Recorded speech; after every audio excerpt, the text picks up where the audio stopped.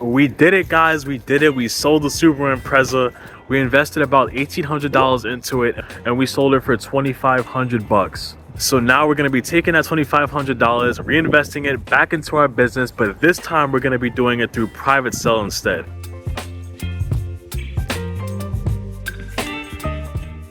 What's up, guys? My name is Jamal from Flipping University. In this channel, I help people go from amateur to expert flipping cars so that they can build a life of freedom, doing whatever they want, whenever they want. And as I mentioned with this video, it's going to be a little bit different. We're not going to the auction this time. We're going to go through private sale because that's what a couple of people have been asking for. I already know it's going to take a little bit longer than actually going to the auction, but hopefully we won't have to check out too many cars before we actually get our next one.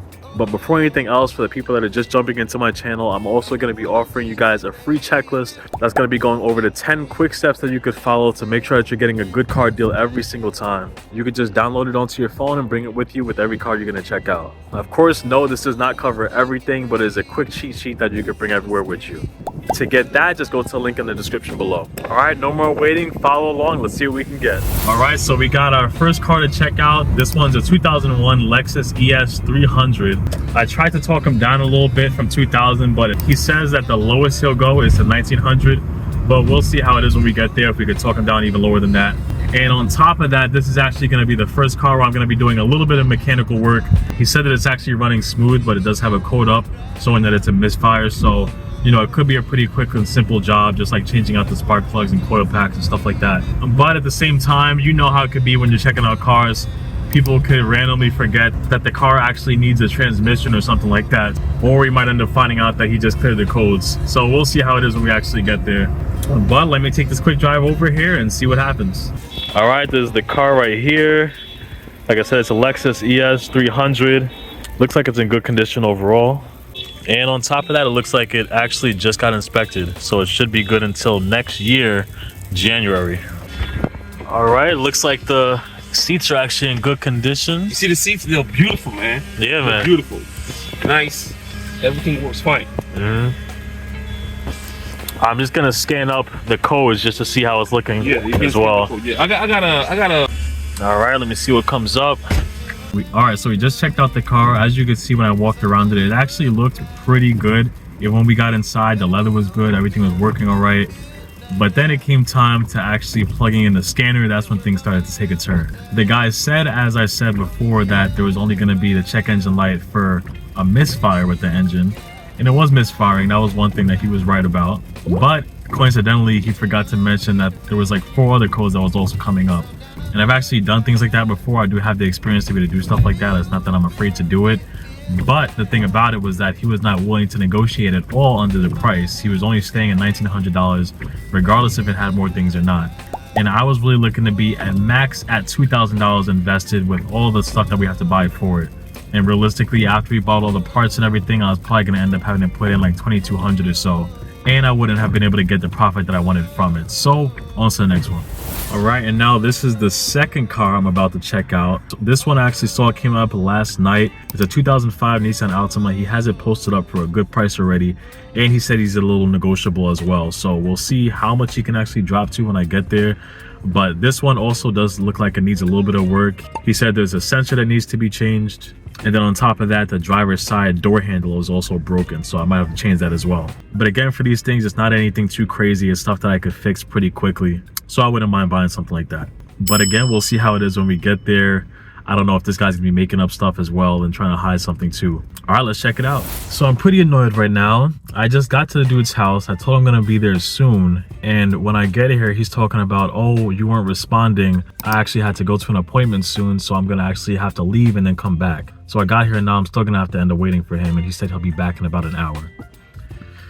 This is the type of stuff that's pretty annoying when you're dealing with private sale. A lot of people honestly just don't respect your time. They only think about theirs. You can get great deals going through private sale as well, not just in the auctions. But this is the stuff that you have to deal with. So when you're flipping that car, you want to make sure that you're actually getting reimbursed well for the time that you're putting in. Not only for the time that it took to get the car ready for sale, but also for the time it took to find the car to begin with. But now I'm just gonna have to wait around the area until this guy comes back. I'll give him an hour. If he's not back around then, I'm just gonna end up going back home. Or to potentially check out another car that's around the area. Since you got it? Oh, okay. Surprised you still got it inspected actually with it No, it was with the light on. before. I guess you got it like that too with the little dent in the front. Yeah, that was like that. I got you. Alright, let's scan it up. This is how the inside's looking. Everything's actually working alright in here. There's actually a backup camera that's linked in the middle, so that could be good when it's time to sell it. Make sure the engine's not gonna blow up. I would recommend oil. Yeah. How long ago did you change it? When I first got it. First got it? 4 months ago. Okay. Hey, let's go guys. So we got our next car. I was a little unsure how low the guy was willing to go, but he was at $2,200 as he posted up the car, and we talked him down to $1,700. And from when I checked on Kelly Blue Book, it should be able to sell around $3,000 to $3,500. And as I mentioned, it's only a couple of things. The driver's side door handle needs to be changed. This will be pretty quick and easy. Looks like there's a bit of a dent on the bumper, but we should be able to pop that out pretty easily. And then besides that, it's just the O2 sensor, which again isn't a big change. So I'm pretty sure we should be able to just invest maybe like another $100 to get everything ready. And the good thing with this one actually is that it's not nearly as dirty as the other cars were. So at least you won't have to spend as much time actually detailing the car as well. And by the way, if you're wondering how I got it home and how you could possibly get cars home yourself after you buy them in private sale, there's a couple of different options you could have.